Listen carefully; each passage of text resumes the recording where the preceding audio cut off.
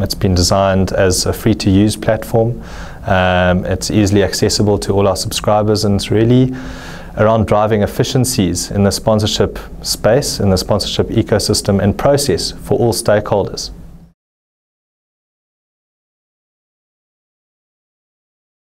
The biggest issue that we're looking at solving is around efficiency, and typically born from observations and a few years' experience in this space is that the process is very fractured. If you're a sponsorship seeker, you want to submit your proposal, opportunity, and get a response either way. If it's yes or no, you just want acknowledgement around it. And if you need to move on, then that's fine. It's not an issue. Right now, there isn't that kind of automated acknowledgement or reciprocal voice that's saying, yes, thank you, we've received it, you identify and resonate with X, Y, and Z company, why don't you go out and connect with them?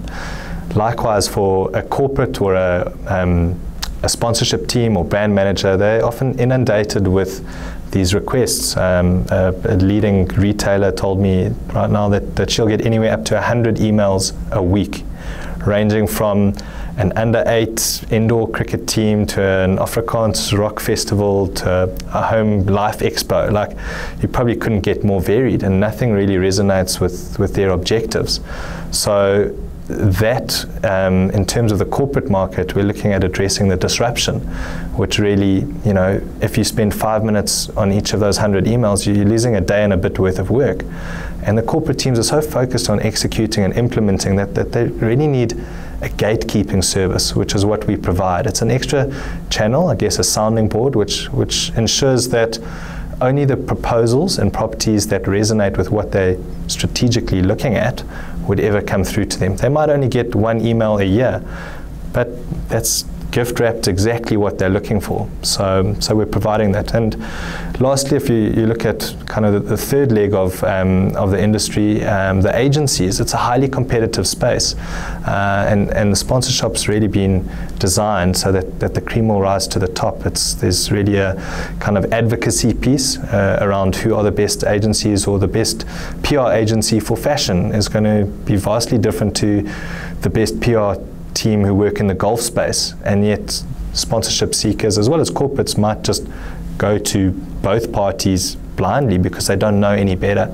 So that's also the second point that we're trying to address is around information, and thirdly, like the connections, validating these connections. So Jess, if you come to me and say, oh great, I'm a friend of X, Y, and Z, I can authentically check it, that you're not just a maverick who's coming out to a fly-by-night concept and you might disappear with my funds, so to speak.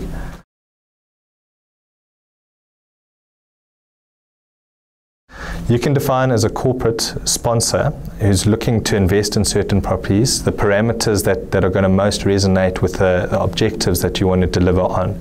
So we've built based on probably the criteria that most corporate teams will evaluate a proposal on, and that is set as the template that either sponsorship seekers or a corporate team can go in and set their different filters and criteria that they're looking for, which effectively acts as this buffer or sifts the relevant from the irrelevant.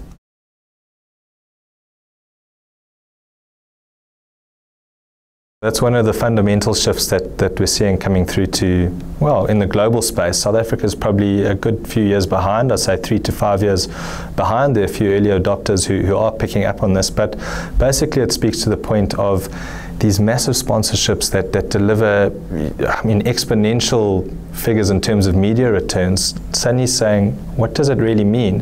Have I converted one consumer to loving my brand or being a custodian or brand ambassador for my beverage, for my vehicle, for my financial service? That's really around delivering on these objectives that are set as a business as well as a sponsorship team.